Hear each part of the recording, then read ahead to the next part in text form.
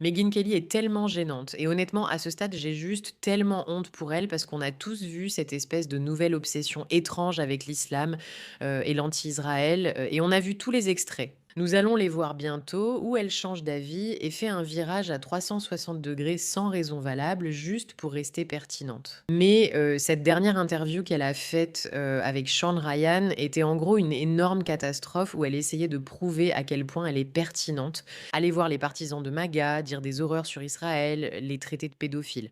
Prouver qu'elle veut vraiment que la génération Z soit obsédée par elle. Elle a tout fait.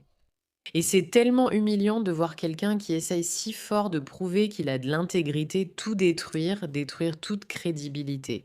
Franchement, j'aurais pitié d'elle si ce n'était pas une vraie merde. Regardons quelques extraits de cette interview parce que, c'est tout simplement consternant pour quelqu'un qui a reçu une formation médiatique, je dois le dire.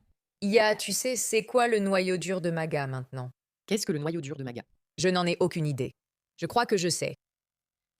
Trump l'a dit depuis le début, le lobby israélien qui soutient les pédophiles. Eh bien, je veux dire, je n'en ai aucune idée. Il faut un autre acronyme. Elle ne répond pas. Non, de quoi tu parles? C'est une théorie du complot stupide, pédophile, ridicule. Elle rit et dit oui, ils veulent un nouvel acronyme. C'est embarrassant. Je veux dire, tout le monde le sait. Tout le monde sait que toute cette histoire de pédophilie est une forme de théorie du complot intellectuel à très faible QI. Genre, si tu veux inventer une théorie du complot sur qui contrôle l'Amérique, ne pars pas sur tout ça. La pédophilie, c'est tellement évident que c'est pour les gens qui ne savent pas réfléchir correctement. Donald Trump a toujours affirmé que c'est lui qui définit MAGA. MAGA, c'est ce que je décide que c'est, disait-il, et il n'a pas tort. C'est son surnom. C'est son slogan de campagne. Depuis le début, il définit ce qui est ou non MAGA. Il m'a dit, les partisans MAGA ressentiront ce que je veux. Je leur dirai comment se sentir sur chaque sujet. Et ils le feront. Et il a totalement eu raison là-dessus. Je me demande si elle réalise comment cela est perçu. Au lieu d'être impressionnant, comme waouh, cette femme a vraiment une vision d'initié sur Trump. Et elle nous montre la vérité sur à quel point cet homme est tout simplement terrible, narcissique et égocentrique. Cela donne l'impression de quelqu'un qui est prête à abandonner et sacrifier des relations juste pour des applaudissements en ligne. Parce que pour moi, le fait qu'elle ait eu des conversations personnelles avec Trump prouve qu'elle est importante et qu'elle avait sa confiance. Et là, elle est juste en mode, oui, maintenant, Trump est le pire. Pourquoi? Parce que Trump ne fera pas le prochain mandat. Alors elle essaie, elle prie. Elle espère pouvoir simplement rejoindre le mouvement de ceux qui détestent Trump et voler ses électeurs. Vous savez, les électeurs qui détestent Israël, etc. Mais ce qu'elle ne réalise pas, c'est qu'elle fait une erreur vraiment stupide en essayant de plaire à l'islam. Je veux dire, je ne sais pas pourquoi elle ferait ça, parce que tout le monde sait que c'est quelque chose qui met vraiment les gens mal à l'aise aux États-Unis. Franchement, c'est vraiment grave. C'est vraiment grave. Regarde ça. Ce ne sont qu'un appel à l'aide pour Gaza. C'est aussi une affirmation de primauté par certains groupes, en particulier les islamistes. Où se trompe-t-elle? Qu'a-t-elle dit qu'on puisse même considérer comme faux ce qu'ils veulent? Et Ayaan Hirsi Ali l'a mieux exprimé que quiconque. Bien sûr, elle est originaire de Somalie, a été manipulée à un moment donné par les frères musulmans, mais elle a réussi à s'en sortir, à s'extraire de tout cela. Nous avons consacré un épisode à ce sujet, et elle a écrit des livres. Elle a réussi à s'en sortir et est devenue une critique acharnée pour le reste de sa vie. Ici, elle semble simplement logique. Oui, elle parle d'une femme qui dénonce l'islam radical pour ce qu'il est. C'est une bonne chose, Megyn, non? De l'islam et de ce qu'ils font en particulier aux femmes. Mais elle tire la sonnette d'alarme à ce sujet depuis une décennie maintenant, notamment sur ce qui se passe en Europe. Ces hommes arrivent. Et les femmes, qui pouvaient autrefois marcher en débardeur et en short dans la rue pour aller prendre un café, se font maintenant harceler et, dans certains cas, agresser. Elles doivent souvent marcher avec un membre masculin de leur famille maintenant, simplement pour assurer leur sécurité. Voici donc la Megyn Kelly, dont nous nous souvenons tous, qui parle simplement des choses que nous savons tous être vraies. Et elle était plutôt courageuse en cela. Et l'ironie, c'est qu'elle essaie maintenant de dire regardez comme je suis courageuse. Je suis prête à m'exprimer contre Israël, je suis prête à défendre les islamistes. C'est un peu comme Megyn, est-ce que tu ne comprends pas que la majorité du monde déteste Israël et que la majorité du monde, enfin pas la majorité, mais il y a des milliards de personnes qui soutiennent les islamistes. Il n'y a rien de vraiment courageux dans ce que tu fais. Honnêtement, franchement, c'est encore une fois un peu embarrassant. Parce qu'ils ne s'assimilent pas. Ils s'attendent à ce que les jeunes femmes européennes et les autres s'assimilent à eux. Eh bien, comme tu l'as dit, quiconque ose dire cela, que ce soit Suella Braverman ou Tucker Carlson, finit renvoyé ou traité de sectaire. On dirait qu'on ne peut même pas parler de ce sujet. La manipulation est tellement omniprésente qu'on ne se rend même plus compte qu'elle a lieu, parce que tout le monde chante la même chanson, et du coup on se dit « oui, c'est ce que tout le monde pense ». Je me souviens qu'à Fox News, c'était comme un réflexe automatique. Il fallait dire, par exemple, qu'en Israël, nous avons une relation très spéciale. Tu sais, c'est notre allié le plus important au Moyen-Orient. Et de temps en temps, je me souvenais de demander pourquoi encore, tu sais, pour que quelqu'un m'explique ça. Oui. Et après ça, la conversation s'essoufflait toujours un peu, genre pourquoi encore? Il s'agissait toujours de diaboliser les États arabes, qu'on devait détester car musulmans. On est censé aimer Israël parce qu'ils sont soi-disant avec nous dans la narration judéo-chrétienne, tu sais. Non. La raison pour laquelle tu es censé ne pas aimer les islamistes, c'est à cause de la façon dont ils traitent les femmes. Et tu es l'une de ces femmes qui ont essayé si longtemps de prouver au monde que les femmes Tava ne devraient pas être maltraitées. Megan, c'est la raison pour laquelle tu es censé ne pas aimer les islamistes. Ça n'a rien à voir avec Israël. Encore une fois, tu as réussi à ramener ça à ta théorie du complot sur le contrôle maléfique. Je trouve ça tellement ironique que les gens qui prétendent être ceux qui voient dans vraiment les théories du complot sont justement ceux qui tombent dans les vrais plans pour les laver de cerveau, parce que c'est exactement ce que les frères musulmans ont fait. Franchement, c'est choquant.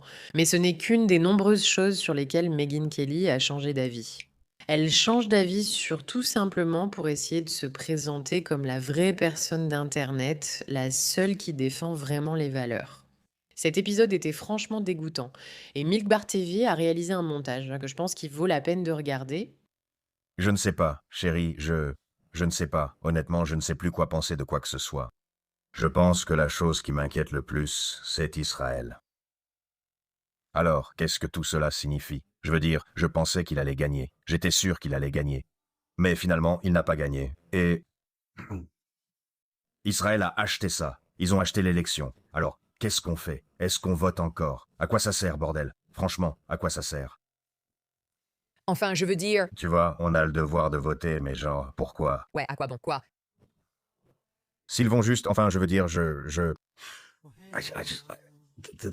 me sens juste coincé. Je veux dire, ils achètent à nos élections. Et c'est juste, comment on fait? Comment on sort de cette merde? Pourquoi? Est-ce que c'est presque fini? Est-ce que tout le putain de monde est foutu?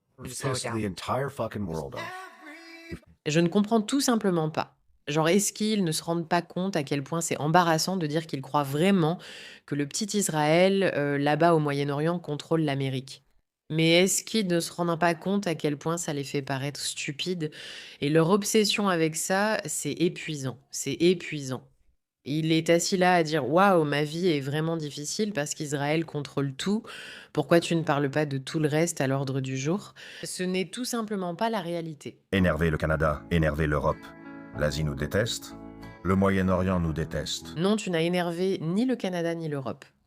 Tu ne t'es pas laissé avoir par leur démagogie sur l'islamisation, ce qui est exactement ce qui se passe en Europe. Demande à n'importe quel Européen qui peut voir ce qui se passe dans les rues, ce qui se passe au Canada, la migration des gens du Canada vers les États-Unis, la migration des gens d'Europe à cause des prises de contrôle massives. Et surprise, mais cela n'a littéralement rien à voir avec ça, Israël. Mais ici, tu fais comme si, à cause d'Israël, tu avais énervé ces pays.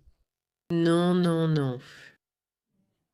Ces pays ont des politiques terribles et ils flattent un électorat obsédé par l'idée d'utiliser Israël comme point central pour que tu ne te concentres pas sur ce qui se passe vraiment. Honnêtement, c'est juste embarrassant. On a peut-être des alliés en Amérique du Sud et en Israël. Si on les stoppe, on est déjà fini de toute façon. Les méchants. Ils travaillent tous sur l'IA et la Chine a peut-être, ou peut-être pas, une longueur d'avance sur nous.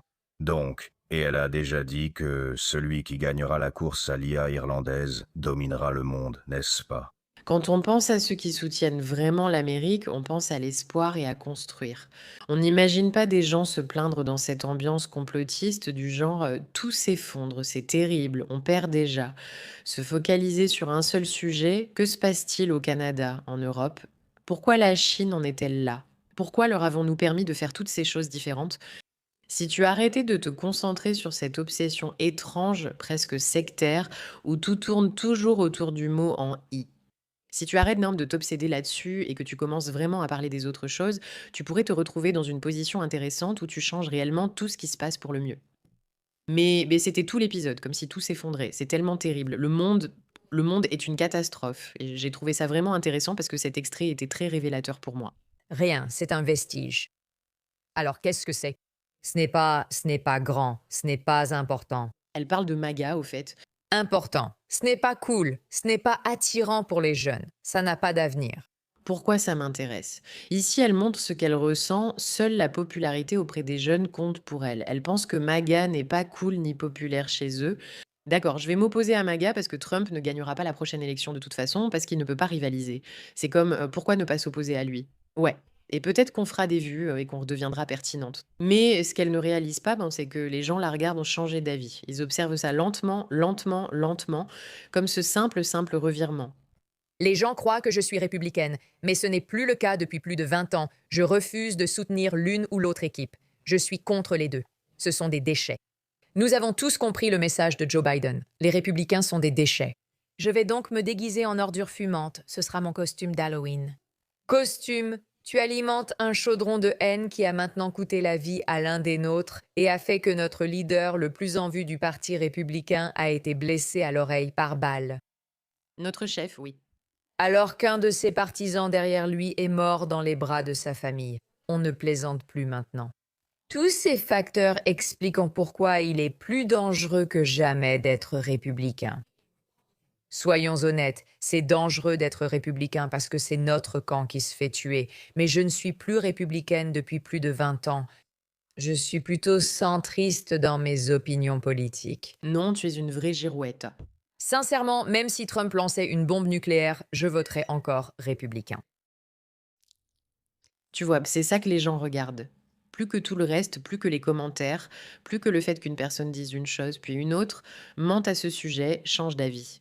Quand tu regardes ça en tant que jeune Megyn Kelly, voici juste un petit conseil. Ce que je vois, ouais, c'est quelqu'un qui n'a aucune intégrité. Et de nos jours, avec les médias qui sont tellement incroyablement déroutants, c'est ce que je recherche, quelqu'un avec de l'intégrité. Et c'est aussi ce que la plupart des jeunes qui n'aiment pas MAGA croient être vrai. Nous voulons entendre des personnes intègres. Ton changement d'avis rapide ne passe pas. Je n'ai jamais été républicaine. Je ne suis pas républicaine. Nous, les républicains, c'est ce que nous cherchons et remarquons. Nous ne nous soucions pas de savoir si tu es pro-Israël ou contre Israël, si tu es pro-islam ou contre l'islam, si tu es républicaine ou non, si tu aimes Tucker ou si tu détestes Tucker, si tu aimes Ben ou si tu détestes Ben, si tu aimes Trump ou si tu détestes Trump. Rien de tout cela n'a d'importance. Ce qui nous importe, quand tu sais à quelle vitesse tu changes d'avis, parce que ça rend littéralement tout ce que tu dis peu fiable. Et c'est ce que cette interview a révélé plus que tout. Pas waouh, tu as fait un incroyable demi-tour, tu as changé d'avis. Tu es maintenant l'une des nôtres, mais plutôt cette garce n'est pas digne de confiance. C'est pourquoi j'ai honte pour Megyn Kelly. Merci de votre attention à ce sujet.